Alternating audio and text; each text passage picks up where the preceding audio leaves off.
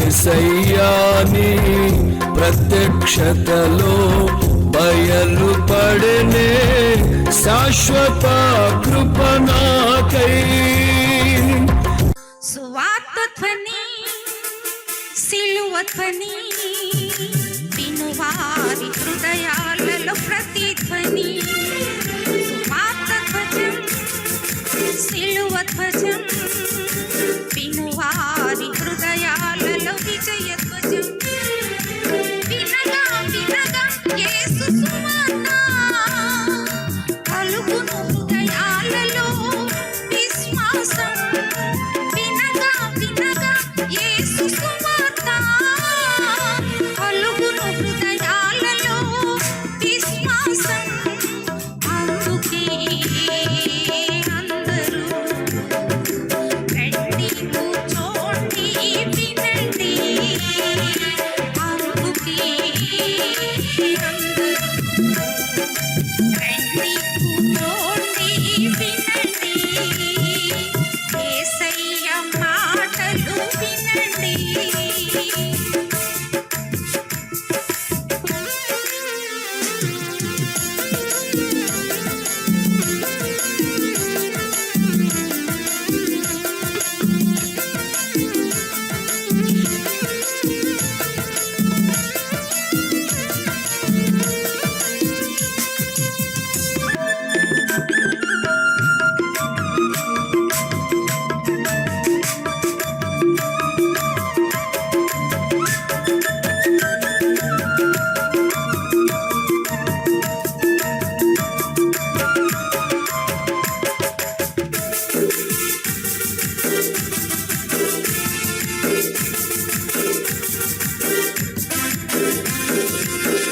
యేసుని మాటలు వినగా వినగా మనసుకు శాంతి, ఆత్మకు రక్షణ.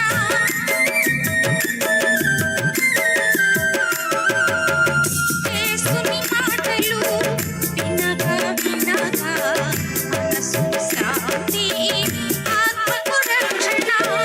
యేసుని మాటలలో విలువను ఎరిగినచో, యేసుని మాటలలో విలువను ఎరిగినచో నీ బ్రతుకంతా మేలే మేలుగా, నీ బ్రతుకంతా మేలే మేలుగా.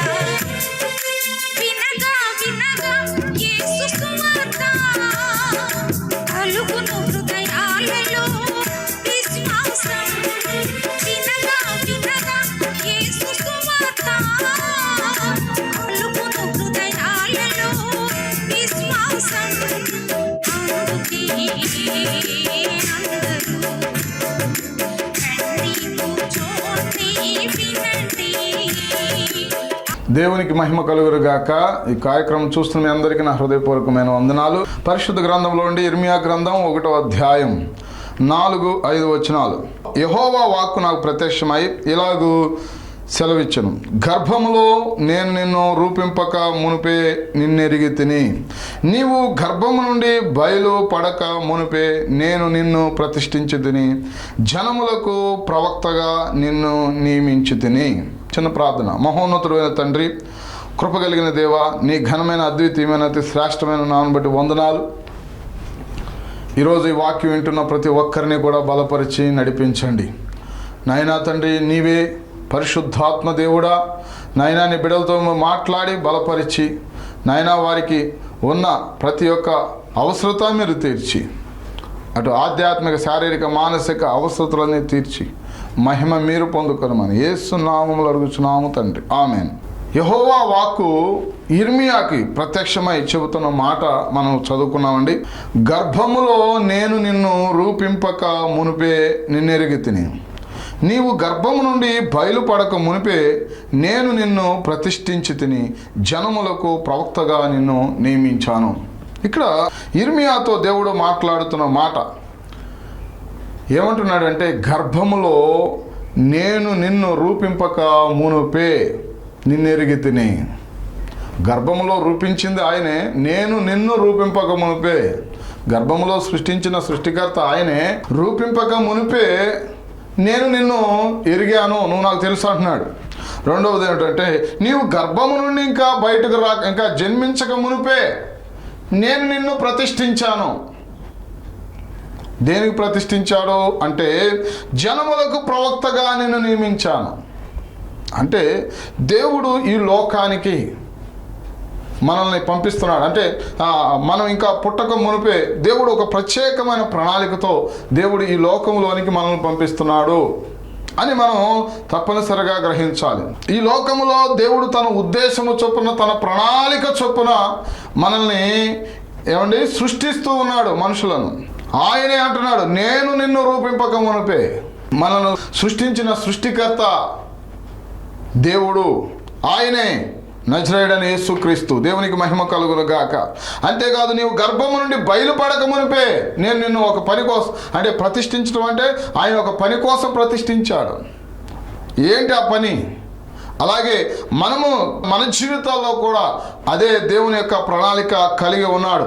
మనల్ని గర్భములో రూపిపోక మునిపే దేవునికి ఒక ప్రత్యేకమైన ఉద్దేశం మన పట్ల ఉన్నది అని ఈ కార్యక్రమం చూస్తున్న ప్రతి ఒక్కరూ గ్రహించాలి.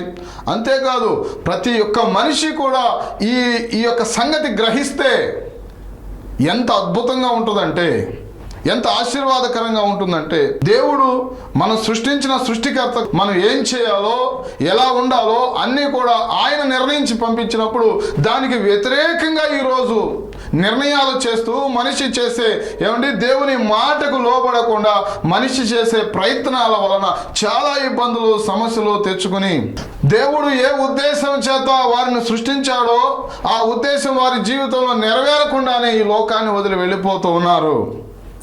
కాబట్టి గ్రహించండి, దేవుని యొక్క మాటకు ప్రతి ఒక్కరూ కూడా విధేయత చూపించవలసిందే. ఎందుకంటే మనల్ని సృష్టించిన, మనల్ని రూపించిన మన సృష్టికర్త మాటను మనం వినాలి. దేవునికి స్తోత్రం కలుగును గాక. హల్లెలూయా. ఎందుకంటే ఒక వస్తువును కనుగొన్న శాస్త్రవేత్త లేకపోతే ఈ లోకానికి పరిచయం ఎవరైతే చేశారో ఆ వస్తువు పట్ల తయారు చేసేటప్పుడు నేను ఈ పని కోసం ఒక వస్తువును తయారు చేయాలి, అది ఏ వస్తువైనా తీసుకోండి, ఈ అవసరత తీరటానికి ఒక వస్తువును తయారు చేయాలి, మేకింగ్ చేయాలి, సృష్టించాలి అని అనుకున్నప్పుడు తన ఆలోచనలో ఉన్న ఆ పరిస్థితిని బట్టి ఆ వస్తువును ఆ రీతిగా తయారు చేసినప్పుడు ఆ వస్తువు ఏ ఉద్దేశము ఏ పని కొరకైతే అది వాడబడట్లేదో, ఒకవేళ ఆ పని జరగకపోతే ఇక ఆ వస్తువుని తీసి పక్కన పెడతాం. ఉదాహరణకు సెల్ ఫోన్ ఉందనుకోండి, ఇది బాగా వాడి దీనిని ఇక మళ్ళీ అది చేయవలసిన పని చేయకుండా ఉన్నట్లయితే ఇక దాన్ని స్క్రాప్లో పడేస్తాం, అంతే కదండి. అదే రీతిలో ఏదైనా కానీ, ఏ వస్తువైనా కానీ, అలాగే మనము కూడా దేవుని యొక్క ఉద్దేశాన్ని నెరవేర్చబడకుండా, దేవుడు మన పట్ల కలిగి ఉన్న ఉద్దేశం గర్భములో రూపింపబడక మునిపే ఆయన మనల్ని ఎరిగాడు, ఒక పని కోసం ప్రతిష్ఠించాడు అని మనం గ్రహిస్తే ఎంత ఆశ్చర్యకరంగా ఉంటుందో. ఒకవేళ దాన్ని గ్రహించకుండా వేరే రీతిగా మనం ఆలోచన చేస్తే చాలా పరిస్థితులన్నీ వ్యతిరేకంగా ఉంటాయి.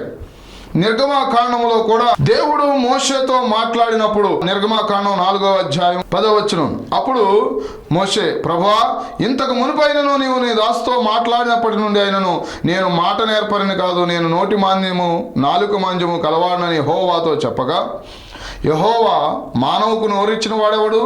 మగవాణినే కానీ, చెవిటివాడినే కానీ, దృష్టి గలవాడినే కానీ, గుడ్డివాడినే కానీ పుట్టించిన వాడెవడు? యెహోవానైనా నేనే కదా, కాబట్టి వెళ్ళుము, నేను నీకు తోడై ఉండి నీవు ఏమి పలకవలసినది నీకు బోధించదనని అతనితో చెప్పాను.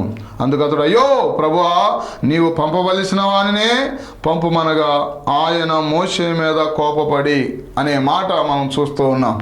గమనించండి ప్రియులారా, మోషే జీవితం మనం పరిశీలన చేసినట్లయితే, మోషే పుట్టినప్పుడు ఐగుప్తు దేశంలో ఫరో రాజు ఒక ఆజ్ఞ జారీ చేశాడు. ఏమనంటే 2 సంవత్సరాల లోపు పిల్లలందరినీ కూడా, మగ పిల్లలందరినీ, హెబ్రీ పిల్లలందరినీ కూడా చంపేయండి అని చెప్పడం జరిగింది. అప్పుడు అలాంటి సందర్భంలో మోషే తల్లి అయిన యెకోబెదు ఏం చేసిందంటే ఆ మోషేని 3 నెలలు వారి కంట పడకుండా దాచింది. ఆ 3 నెలల తర్వాత ఆ జమ్ము పెట్టి ఒకటి తీసి ఆ జమ్ము పెట్టిలో ఆ కుమారుని పెట్టి నైలు నదిలో వదిలేసిందండి. ఎందుకంటే దాయలేక, అంతేకాదు కళ్ళ ముందు కుమారుని యొక్క చావు చూడలేక. అలాంటి సందర్భంలో ఫరో యొక్క కుమార్తె అక్కడ స్నానం చేయడానికి వచ్చినప్పుడు నైల్ నదిలోనికి ఆ పెట్టి అక్కడికి రావటం, ఏమండి ఇది అంతా కూడా దేవుని యొక్క ప్రణాళిక చూడండి ఎంత అద్భుతంగా. ఎందుకంటే మోషేని గర్భములో రూపింపక పడక మునిపే దేవుడు ఎరిగి ఉన్నాడు, ప్రతిష్ఠించాడు ఒక పని కోసం. అలాంటప్పుడు మోషే జీవితంలో మనం పరిశీలన చేసినట్లయితే ఏ రాజు అయితే 2 సంవత్సరాల లోపు ఎబ్రీ పిల్లలను చంపేయమని చెప్పాడో అదే రాజు గృహానికి మోషేను నడిపించి అక్కడ 40 సంవత్సరాల పాటు అతన్ని పోషించిన విధానం చాలా ఆశ్చర్యం. తన తల్లినే మళ్ళీ తీసుకుని వచ్చి దాదిగా ఫరో కుమార్తె పెట్టుకోవటం, ఇదంతా కూడా దేవుని యొక్క ప్రణాళిక. ఎందుకంటే మోషే పట్ల దేవుడు చాలా ఉన్నతమైన ప్రణాళిక కలిగి ఉన్నాడు. సరే, ఆ తర్వాత 40 సంవత్సరాలు మోషే మామ ఆయన ఇతో మందను మేపుకుంటూ అక్కడే 40 సంవత్సరాలు గడిపిన తర్వాత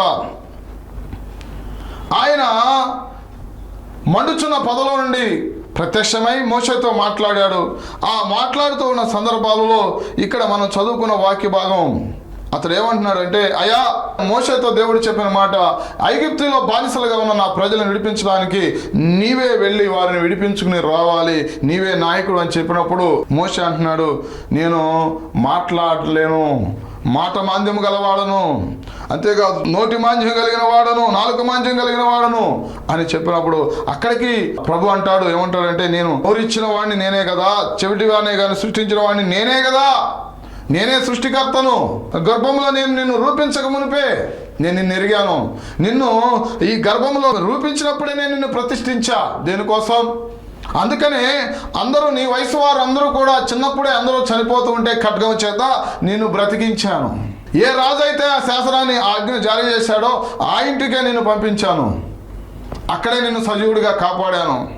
ఐగుప్తుల యొక్క సకల విద్యల్లో ప్రావీణ్యత సంపాదించేటట్లుగా, ఏమండి ఎంత అద్భుతంగా దేవుడు మోషేను వాడుకున్నాడు. నిజంగా మోషేని నిలబెట్టాడు. ఆ తర్వాత ఇప్పుడు అంటున్నాడు, నేను వెళ్ళలేనయ్యా అంటున్నాడు. అక్కడికి అంటున్నాడు, కాబట్టి నువ్వు వెళ్ళు, నేను నీ నోటికి తోడై ఉంటానంటే మళ్ళీ మోషే ఏమంటున్నాడంటే, ప్రభువా నేను వెళ్ళను కానీ, అయ్యో ప్రభువా నేను వెళ్ళను కానీ నువ్వు పంపవలసిన వారినే పంపించంటే దేవునికి కూడా కోపం వచ్చినట్లుగా మనం చూస్తూ ఉన్నాం. కాబట్టి ప్రియులారా, దేవుడు మనల్ని ఈ లోకానికి సృష్టించిన సృష్టికర్త దేవుడు. ఆయన ఉన్నాడు. ఆయన మన యొక్క అవయవాలన్నిటినీ కూడా, మన శరీర నిర్మాణాన్ని ఆయన చేతులతో కలగజేశాడు, చేతులతో ఆయన మనల్ని నిర్మించాడు. అందుకనే ఆయన మాట మనం వినాలి. దేవునికి మహిమ కలుగును గాక. హల్లెలూయా. మనల్ని సృష్టించిన సృష్టికర్త యొక్క మాట మనం వినగలిగితే మన జీవితం చాలా ఆశ్చర్యంగా అద్భుతంగా ఉంటుంది. కానీ ఈ రోజుల్లో చాలామంది ఆయన మాట వినకుండా, ఆయనకు లోపడకుండా, ఆయన చెప్పిన పని చేయకుండా చాలామంది వ్యతిరేకమైన దిశలో నడవటం వల్ల చాలా సమస్యలు ఎదుర్కొంటున్నారు. అంతేకాదు దేవుడు మనం సృష్టించిన ఆ యొక్క ఉద్దేశం నెరవేరకుండానే ఈ లోకాన్ని వదిలి వెళ్ళిపోయే పరిస్థితి కూడా. ఎందుకంటే మనకిచ్చిన ఆయుష్ లోపులోనే ఏదైనా మనం చేయాలి. దేవుడు మనకు దీర్ఘాయుష్గా ఎంత ఇచ్చినప్పటికీ కూడా, ఎంత వయసు అయినప్పటికీ కూడా, యేసు ప్రభు కూడా ఈ లోకంలో ఆయన ఉన్నది. ఈ లోకంలో ఆయన మరి గర్భంలో నుండి, కన్యక గర్భంలో నుండి పుట్టిన తర్వాత 33 సంవత్సరాలు ఆయన ఈ లోకానికి వచ్చిన తర్వాత యేసు ప్రభు 33.5 సంవత్సరాలలోనే ఆయన సిలువలో చెప్తాడు, సమాప్తమైనది అని చెప్పి. అంతేకాదు, తండ్రి నీ చేతికి నేను అప్పగించుకుంటున్నాను అంటే ఏంటి సమాప్తమైనది? ఆయన ఏ ఉద్దేశము చేత ఈ లోకంలోనికి వచ్చాడో ఆ ఉద్దేశం అంతా కూడా, ఆ పనంతా కూడా పూర్తి చేశాడు. దేవునికి మహిమ కలుగును గాక. హల్లెలూయా. అలాగే మనము కూడా వెళ్ళిపోయేటప్పుడు ఈ మాట చెప్పి వెళ్ళాలి. పౌలు గారు కూడా అంటాడు, నేను మంచి పోరాటం పోరాడాను, నా పరుగును తుదముట్టించాను. అయితే గర్భములో రూపించిన దేవుని యొక్క మాట వినకుండా ఈరోజు ఉన్న పరిస్థితులను బట్టి, అంతేకాదు వారికి కలిగి ఉన్న వాటన్నిటిని బట్టి అతిశయిస్తూ దేవుని మాటకు లోబడకుండా జీవించే ప్రజలు చాలామంది ఉన్నారు. కానీ మోషే మీద దేవుడు కోపపడ్డాడు. కోపపడిన తర్వాత మొత్తం మీద దేవుని మాటకు లోబడి ఐగుప్తు దేశానికి వెళ్ళినప్పుడు మోషే ద్వారా దేవుడు చేసిన అద్భుతాలు కానీ, మోషేని దేవుడు వాడుకున్న విధానం కానీ ఎంతో ఆశ్చర్యంగా మనం అనిపిస్తూ ఉంటుంది. 6 లక్షల మందికి నాయకుడిగా దేవుడు, అంతేకాదు మోషే ద్వారా ఎన్నో అద్భుతాలు, ఆశ్చర్యకార్యాలు, మనుషునికి అందని కార్యాలు, మనిషి మేధస్సుకు అందని కార్యాలు, దేవుడు మోషే ద్వారా జరిగించినట్లుగా, మోషేను వాడుకున్నట్లుగా మనం చూస్తూ ఉన్నాం. దేవునికి మహిమ కలుగును గాక. అంతేకాదు 40 సంవత్సరాల పాటు వారిని అరణ్యంలో, ఇశ్రాయేలులను ఐగుప్తు దేశంలో నుండి బానిసలుగా విడిపించి అరణ్యంలో ఎన్నో అద్భుతాలు, ఆశ్చర్యకార్యాలు, మోషేకి చనిపోయే నాటికంట 120 సంవత్సరాలు ఆయన కాలుల్లో సత్తువు తగ్గలేదు, కంటి చూపు కూడా మందగించలేదు. దేవుడు అలాంటి ఆరోగ్యం ఇచ్చి మోషేను వాడుకున్నట్లుగా మనం చూస్తూ ఉన్నాం. దేవునికి మహిమ కలుగును గాక. కాబట్టి దేవుడు మనకి ఇచ్చిన పనిని కూడా మనం సంపూర్తి చేసి వెళ్ళాలి. అంతేకాదు ఏ పని నిమిత్తం నిన్ను సృష్టించాడో ఎప్పుడైనా కానీ దేవుని సన్నిధిలో ఎప్పుడైనా కానీ మనం అడిగామా? ఏ సందర్భంలోనైనా ప్రభా ఈ లోకానికి నన్ను ఎందుకు పంపించావు? ఈ భూలోకంలో ఎందుకు నన్ను సృష్టించా? ఎందుకు మనిషిగా నన్ను సృష్టించా? ఎందుకు నా పట్ల నీవు కలిగి ఉన్న ప్రణాళిక ఏంటి? నీ ఉద్దేశం ఏంటని ఎప్పుడైనా అడిగామా? మనం సృష్టించిన సృష్టికర్త మనల్ని ఏ పని నిమిత్తం ఈ లోకానికి పంపించాడో ఆ పనిని మనం చేయవలసిన వారమై ఉన్నాం. దేవునికి మహిమ కలుగును గాక. హల్లెలూయా. లూకాసు వార్త 1వ అధ్యాయం 13వ వచనం. అప్పుడు దూత అతనితో, జకర్యా భయపడకము, నీ ప్రార్థన వినబడింది, నీ భార్య అయిన ఎలిజబెత్ నీకు కుమారుని కను, అతని యోహానును పేరు పెట్టుదు. అతడు ప్రభు దృష్టికి గొప్పవాడై ద్రాక్షారసమైనను మద్యమైనను త్రాగక తన తల్లి గర్భమున పుట్టినది మొదలుకొని పరిశుద్ధాత్మతో నిండుకొనిన వాడే ఇశ్రాయేలులో అనేకులను ప్రభు అయిన వారి దేవుని వైపునకు త్రిప్పును. మరియు అతడు తండ్రుల హృదయములను పిల్లల తట్టునకును అవిధేయులను నీతిమంతుల జ్ఞానమును అనుసరించుటకును త్రిప్పి ప్రభువు కొరకు ఆయత్తపడి ఉన్న ప్రజలను సిద్ధపరచుటకై ఏలియా యొక్క ఆత్మయు శక్తియు గలవాడై ఆయనకు ముందుగా వెళ్ళును గనుక నీకు సంతోషమును మహా ఆనందమును కలుగును. అతడు పుట్టినందున అనేకులు సంతోషింతురనెను. దేవునికి మహిమ కలుగును గాక. ఇది బాప్తిసమిచ్చే యోహాను గురించి జకర్యాతో దూత మాట్లాడిన మాటను మనం చదువుకున్నాం. జకర్యా అంతేకాదు ఎలిజబెత్ దంపతులు ఇరువురికి కూడా దేవుని యందు భయభక్తులు కలిగి ఎంతో చక్కగా దేవుని దృష్టికి నీతిమంతులై నడుచుకుంటున్న దంపతులు. అయితే చాలా కాలం వీరికి పిల్లలు లేరు. చాలా కాలం అంటే దాదాపు ముసలితనం అంటాడు ఇక్కడే, నేను ముసలివాడినని. ముసలితనం వచ్చే వరకు కూడా వీళ్ళకి పిల్లలు లేరండి. దేవుని దృష్టికి వారు నీతిమంతులై ఉన్నారు, కానీ పిల్లలు లేరు.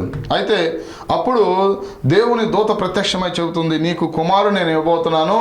అతడు ఈ రీతిగా అనేక మంది హృదయాలను ప్రభు వైపు తిప్పుతాడు. ఏలియా యొక్క ఆత్మ శక్తి కలిగి ఉంటాడు. ఈ రీతిగా వాడబడతాడు. దేవునికి ఆ యేసుక్రీస్తుకు ముందుగా వెళతాడు అని ఈ యొక్క యేసు ప్రభు యొక్క మార్గాన్ని సరళం చేస్తాడని ఆ బాప్తిసం ఇచ్చే యోహాను గురించి చెప్తున్న ఈ మాటలన్నీ కూడా ఎప్పుడంటే ఎలిజబెత్ ఇంకా గొడ్రాలై ఉన్న సమయంలోనే, వారికి ఇంకా గర్భము రాలేదు. ఆ సమయంలో అసాధ్యమైన కార్యాలను దేవుడు సాధ్యం చేయగలిగిన వాడు కాబట్టి ఆ వృద్ధ దంపతులైన వారికి దేవుడు ఒక కుమారుని ఇవ్వబోతున్నాను అంటున్నాడు. ఆ కుమారుడు ఏం చేస్తాడో కూడా ముందుగానే చెప్పేస్తున్నాడండి. ఇదే సృష్టికర్త అయిన దేవుని యొక్క ఉద్దేశం. ప్రతి ఒక్క వ్యక్తి పట్ల దేవుడు ఇంకా నిన్ను గర్భములో రూపింపబడక మునిపే ఆయన ప్రణాళిక కలిగి ఉన్నాడు అని అనటానికి ఏమండి చూడండి, ఇంకా ఎలిజబెత్ గొడ్రాలై ఉంది, ఆమె ఇంకా గర్భం ధరించబడక మునిపే ఎవరు పుడతారో అంటే అతనికి ఏం పేరు పెట్టాలో, అంతేకాదు పుట్టబోయేది మగబిడ్డ ఆడబిడ్డ అది కూడా నీకు ఒక మగబిడ్డను ఇవ్వబోతున్నాను, అతను యోహానని పేరు పెడతావు అని ఇదంతా కూడా అతడు ఏం చేస్తాడో తన జీవిత కాలంలో ఎలా దేవుని నామ మహిమార్థమై ఇక్కడ అంటాడు పుట్టినది మొదలుకొని పరిశుద్ధాత్మతో నింపబడతాడు. అంతేకాదు దేవుని నామ మహిమార్థమై ప్రభు యొక్క మార్గాన్ని ఆయన సరళం చేస్తాడు. అంతేకాదు అతడు పుట్టినందున అనేకులు సంతోషపడతారు. నీకు సంతోషం, నీకు మహా ఆనందం, ఎందుకంటే కుమారుడు పుడతాడు ముసలితనములో. ఏమండి అంతేకాదు అనేకులు అతడు పుట్టినందున సంతోషపడతారు అని చెప్పడంలో ఉన్న ఉద్దేశం మీరు గమనించండి ప్రియులారా. ఎందుకనంటే మన పట్ల కూడా దేవుడు అదే ఉద్దేశం కలిగి ఉన్నాడు.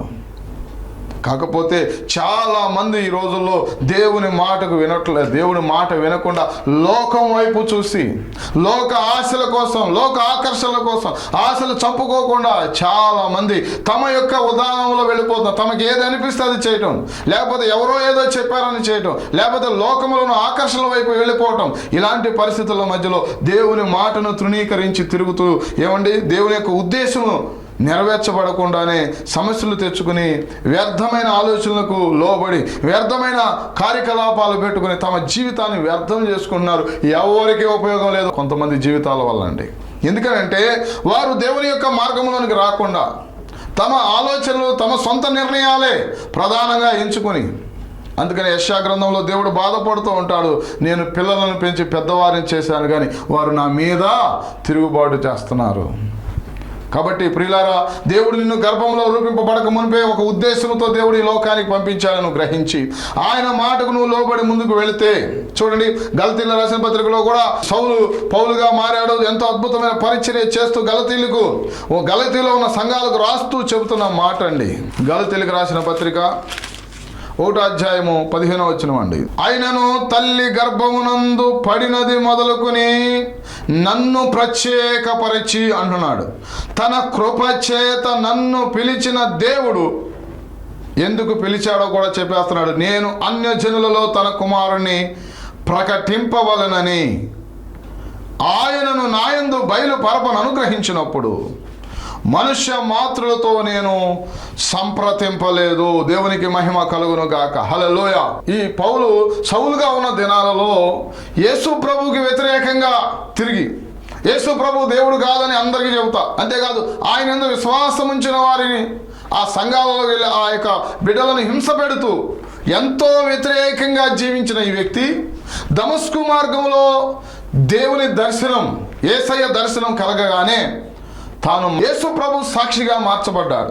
అనేక సంఘాలను స్థాపించడం జరిగింది. అదే క్రమంలో గలతీ సంఘంలో కూడా గలతీ సంఘం వారితో చెప్తున్నాడు. ఏమంటున్నాడు అంటే, గలతీలకు రాస్తూ, నన్ను ఆయన తల్లి గర్భములో పడినది మొదలుకొని నన్ను ప్రత్యేకపరిచాడు. దేనికోసం ప్రత్యేకపరిచాడు అంటున్నాడు? అన్యజనులలో తన కుమారుణ్ణి ప్రకటించాలని నన్ను ఈ లోకానికి ఆయన పంపించాడు అని తాను ఈ లోకానికి రావటంలో ఉన్న ఉద్దేశం ఏమిటో చెప్తున్నాడండి. దేవుడు నాకు చెప్పాడు ఈ మాట. మరి వ్యతిరేకంగా తిరిగాడుగా. అవును, వ్యతిరేకంగా తిరిగినప్పుడే పట్టుకుని ఏమండి, అదే ఈ రోజుల్లో కూడా చాలామంది అలాగే దేవుని మాటకు లోబడకుండా తమ యొక్క విధానంలో తాను నమ్మిన సిద్ధాంతమే కరెక్ట్ అని, తాను అనుకున్నదే, తన ఉద్దేశమే కరెక్ట్ అనుకుని తమ సొంత నిర్ణయమే కరెక్ట్ అనుకుంటున్నారు చాలామంది. కాదండి, దేవుడు నీ పట్ల చాలా ఉన్నతమైన ఉద్దేశం కలిగి ఉన్నాడు. అంటే సౌలు కూడా మహాజ్ఞాని, చదువుకున్నాడు బాగా. ఎంత జ్ఞానం ఉన్నప్పటికీ కూడా దేవుడి కంటే మించిన జ్ఞానం మనకు లేదు. దేవునికి మహిమ కలుగును గాక. హల్లెలూయా. అప్పుడు దమస్కు మార్గంలో దైవ దర్శనం పొందుకున్నాడు. కానీ ఇతన్ని ప్రత్యేకపరిచింది ఎప్పుడని చెబుతున్నాడండి? గర్భములోనే, తల్లి గర్భములోనే నన్ను దేవుడు ప్రత్యేకపరిచాడు అంటున్నాడు. దేవునికి స్తోత్రం కలుగును గాక. హల్లెలూయా. కానీ దానిని గ్రహించకుండా తిరిగాడు. ఈ రోజుల్లో కూడా చాలామంది అలాగే దేవుని యొక్క ప్రణాళిక ఏమిటో గ్రహించకుండా తిరిగి తర్వాత దైవ దర్శనాన్ని పొందుకున్నాడు. దైవ దర్శనాన్ని పొందుకుని ఏ ఉద్దేశం చేత అయితే ఈ లోకానికి పౌలు వచ్చాడో ఆ ఉద్దేశం, దేవుడి యొక్క ఉద్దేశం ఏదైతే ఉందో ఆ ఉద్దేశాన్ని నెరవేర్చాడు. తన పనిని తుదముట్టించి ప్రభు సన్నిధికి వెళ్ళాడు. దేవునికి మహిమ కలుగును గాక. ప్రభు సాక్షార్థమై నిలబడ్డాడు. అనేక సంఘాలు స్థాపించాడు. దేవునికి మహిమ కలుగును గాక. కాబట్టి ఒకవేళ సౌలులాగా, అంటే పౌలు సౌలుగా ఉన్నప్పుడు దేవునికి వ్యతిరేకంగా తిరిగినప్పుడు పిల్లల్ని పెంచి పెద్దవారిని చేశాను, ఆ మాట వింటలేదు అని దేవుడు బాధపడుతున్నాడేమో నీ విషయంలో కూడా. ఒకవేళ అలా తిరుగుతూ ఉన్నట్లయితే వెంటనే దేవుని వైపుకు మరలి దేవుడు ఏ ఉద్దేశంతో నిన్ను ఈ లోకానికి పంపించాడో, ఏ ఉద్దేశంతో ఏమండి ఈ జీవితాన్ని దేవుడు నీకు ప్రసాదించాడో, ఇంత చక్కగా అన్నీ కూడా నీకు సమకూరుస్తున్నాడు.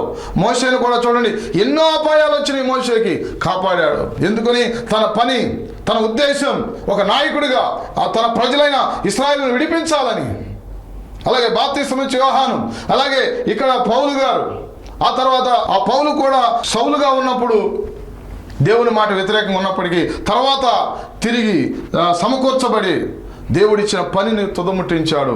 ఒకవేళ నీ జీవితంలో కూడా ఇలా నువ్వు చేస్తున్నావేమో, ఇలా దేవునికి వ్యతిరేకంగా నువ్వు నడుస్తున్నావేమో. ఈ మాటలు వింటున్న ప్రియ సహోదరి సహోదరుడా, దేవుడు నిన్ను ఏ ఉద్దేశంతో కలగజేశాడో, ఒకవేళ నీ ఇప్పుడు ఉన్న పరిస్థితుల్లో ఏదో ఒక ఏమండి నీ జీవనోపాధి కోసం లేదా ఏదో ఒక వ్యాపకాన్ని నువ్వు పెట్టుకుని ఉండవచ్చు. కానీ అసలు నీ పట్ల దేవుని ఉద్దేశం ఏంటి? ఎప్పుడైనా దేవుని సన్నిధిలో గ్రహించావా? దేవుని సన్నిధిలో ప్రార్థన చేసావా? ఎప్పుడైనా దేవుణ్ణి అడిగావా, అయ్యా నువ్వు నన్ను ఈ లోకానికి ఎప్పుడు పంపించావు? ఒకవేళ లేకపోతే, ఒకవేళ దేవుని యందు విశ్వాసం ఉంచకపోతే, నిజమైన దేవుడు ఎవరో తెలవకపోతే, నిన్ను సృష్టించిన సృష్టికర్త దేవుడు ఏమండి యేసు ప్రభువును గ్రహించాలి. యేసు ప్రభు నిన్ను సృష్టించాడు. యేసుక్రీస్తు ఎందుకంటే ఆయన లేకుండా ఏది కూడా కలగలేదు. సర్వ సృష్టికి మూలం యేసు ప్రభు. కాబట్టి గ్రహించండి, ఆయన యందు విశ్వాసం ఉంచి ఆయన ఏ ఉద్దేశంతో నిన్ను సృష్టించాడో. సౌలు కూడా అనుకున్నాడు యేసు ప్రభు దేవుడు కాదని, రకరకాలుగా ప్రయత్నించి ఇప్పుడు అంటున్నాడు, నన్ను తల్లి గర్భములో నందు పడినది మొదలుకొని నన్ను ప్రత్యేకపరిచాడు తన కుమారుని ప్రకటించాలని. అదిగో ఈ రీతిగా దేవుడు వాడుకుంటున్నాడు అని చెప్పినప్పుడు అక్కడంట మనుషులతో వెళ్ళి సంప్రదించలేదంటండి. ఎందుకంటే నిన్ను సృష్టించిన సృష్టికర్త నీతో మాట్లాడుతున్నప్పుడు ఇంకా మనిషిని ఆలోచన దానికి అవసరం లేదండి. ఎందుకంటే ఆయనకంటే మించిన జ్ఞాని ఈ లోకంలో ఇంకెవరూ లేరు గనక. ఆయన యందే బుద్ధి జ్ఞాన సర్వ సంపదలు గుప్తమై ఉన్నాయి. ఆ ఉద్దేశాన్ని నువ్వు గ్రహించి దేవుని వైపు నువ్వు మరలినట్లయితే, దేవుని చిత్తానికి చేయటానికి నువ్వు లోబడినట్లయితే, ఆయనకు నువ్వు సమర్పించుకున్నట్లయితే దేవుడు నీ జీవితాన్ని ఇప్పుడే మలుపు తిప్పబోతున్నాడు. అంతేకాదు దేవుడు అసలు నీ జీవితము అసలు టోటల్గా మార్పు చెందబడిపోతుంది. అందుకని ఇక్కడ సౌలు జీవితం కూడా చూస్తే, సౌలుగా ఉన్నప్పుడు తన జీవితం వేరు, పౌలుగా మారిన తర్వాత జీవితం అసలు టోటల్ డిఫరెంట్ అనమాట. ఇక్కడ అంటాడు కదా అంటే, పూర్వం నేను దోషకుడు హింసకుడు, కానీ ఇప్పుడు నన్ను నమ్మకమైన వానిగా ఎంచాడు. ఏమండి, ఇంతకుముందు అనేక మంది చంపాడు, హింసించాడు. ఇప్పుడు ఆయన కోసం సాక్ష్యార్థం అనేకమైన దెబ్బలు తిన్నాడు, శ్రమలు పడ్డాడు, దేవుని సాక్ష్యార్థమై నిలబడ్డాడు, అనేక మందిని ప్రభు వైపు తిప్పాడు. పౌలు గారి ద్వారా కూడా దేవుడు ఎన్నో అద్భుతాలు, ఆశ్చర్యకార్యాలు జరిగించాడు. ఉన్నతమైన స్థితిలో అనేక సంఘాలు కట్టబడినాయి, అనేక మందికి దీవెనకరంగా మార్చబడ్డాడు. అలాగే నిన్ను కూడా దేవుడు మారుస్తాడు, అనేక మందికి ఆశీర్వాదకరంగా నిలబెడతాడు. అట్టి కృప దేవుడు మీకు అనుగ్రహించి నడిపించును గాక. ప్రార్థన. మహోన్నతుడైన తండ్రి, కృపగలిగిన దేవానికి ఘనమైన నామమును బట్టి మీ స్తోత్రాలు చెల్లించుకుంటున్నాం. ఈ వాక్యం వింటున్న అనేక మంది జీవితాలు ఒకవేళ నీ ఉద్దేశములు తెలియకుండా ఇప్పటికే వారు గ్రహించి నీ ఉద్దేశంలో నీ చిత్తంలో ఉంటే చాలా నాయనా తండ్రి, నాయనా నువ్వు ఆనందించే దేవుడు. అలా కాకుండా నువ్వు ఏ ఉద్దేశం చేత వారిని సృష్టించావో, గర్భంలో రూపింపబడక మునిపే వారి పట్ల నువ్వు కలిగి ఉన్న ప్రణాళిక ఏమిటో అది గ్రహించకుండా ఒకవేళ తిరుగుతున్నట్లయితే వారిని ఇప్పుడే దర్శించండి. నీ పరిశుద్ధాత్మ కార్యం వారి జీవితాల్లో జరిగించి వారి జీవితాన్ని మలుపు తిప్పండి. వారితో నువ్వు మాట్లాడు నాయన, దర్శించండి ప్రభా. ఒకవేళ అయా తెలియక మరి నాయన తండ్రి ఇప్పటి వరకు కూడా నాయన తిరిగి ఉన్నారేమో, ఒకవేళ సమస్యల్లో ఉన్నారేమో, వారి ఉన్న పరిస్థితుల్లో నుంచి నువ్వు బయటకు రప్పించి నాయన గొప్ప కార్యాలు వారి పట్ల మీరు జరిగించి వారిని ఏ ఉద్దేశం చేత నువ్వు నాయన ఈ లోకాన్ని పంపించావు ఆ ఉద్దేశం వారి పట్ల నెరవేర్చబడినట్లుగా నీ పరిశుద్ధాత్మ సహాయం వారికి అనుగ్రహించి బలపరచమని, మహిమ మీరు పొందుకొనమని, వారి యొక్క నాయన వారి పట్ల నువ్వు కలిగి ఉన్న ఉద్దేశం అంతా నెరవేర్చి మీ నామానికి మహిమ తెచ్చుకోమని, వారి కుటుంబంలో ప్రతి సమస్య పరిష్కరించండి. అనారోగ్యాలు ఉన్న బాధపడుతున్న బిడ్డలను స్వస్థపరచండి. మంచి ఆరోగ్యాలు మీరు దయచేయండి. నీ రక్షణ కార్యం జరిగించండి. నీ ఆత్మతో వారిని అభిషేకించి వాడుకొనమని, మహిమ మీరు పొందుకొనమని యేసు నామములో అడుగుచున్నాం తండ్రి. ఆమేన్, ఆమేన్. అందరికీ వందనాలు. God bless you all. నూతనంగా మరొక ద్వారం దేవుడు తెరిచాడు. అదేమిటంటే పెడలలో నూతనంగా పరిచర్య ప్రారంభించడానికి దేవుడు ద్వారం తెరిచాడు.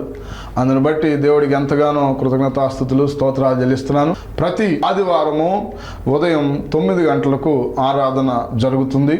కావున మీకు తెలిసిన వారు ఎవరైనా మరి ఆ ప్రాంతంలో ఉన్నట్లయితే మీ బంధువులు కానీ రక్త సంబంధులు కానీ ఎవరున్నప్పటికీ కూడా తెలియపరచండి. పెడనలో ప్రతి ఆదివారం ఉదయం 9 గంటలకు ఆరాధన జరుగుతుంది. ఈ ఆరాధనలో మాతో కలిసి ఆరాధించడానికి మీ అందరినీ ప్రేమపూర్వకంగా ఆహ్వానిస్తున్నాం. ఈ పరిచర్యలో ప్రస్తుతానికి లేళ్లగరువు, గూడూరు, వడ్లమన్నాడు ప్రాంతాలలో మరి చక్కగా దేవుని యొక్క పరిచర్య జరుగుతుంది 3 గ్రామాల్లో.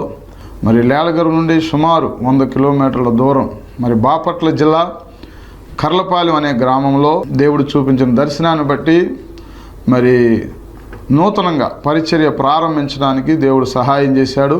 మధ్యాహ్నం 2 గంటలకు అక్కడ ఆరాధన జరుగుతుంది. ఒకవేళ మీకు అక్కడ తెలిసిన వారు ఎవరైనా ఉంటే తెలియపరచండి. మరి అలాగే ప్రతి ఒక్కరూ కూడా ఈ పరిచర్య కోసం ప్రార్థించమని, ఈ నూతన బ్రాంచ్ ద్వారా అనేక మంది రక్షించబడినట్లుగా, ఈ పరిచర్య ఇంకను శాఖోపశాఖలుగా విస్తరించినట్లుగా మీ అందరూ ప్రార్థించవలసిందిగా ప్రభు పేరిట మనవి చేస్తూ, ఈ విషయాన్ని మీకు తెలియపరచడానికి ఎంతగానో దేవుని స్తుతిస్తూ సంతోషిస్తూ మీ అందరికీ కృతజ్ఞతలు తెలియజేస్తూ ఈ విషయం మీ ప్రార్థనలో జ్ఞాపకం చేసుకోవాల్సిందిగా ప్రభు పేరిట మనవి చేస్తూ ఉన్నాను. దేవుడు మిమ్మును మీ కుటుంబాలను దీవించి ఆశీర్వదించి కాపాడునుగాక. ఆమేన్.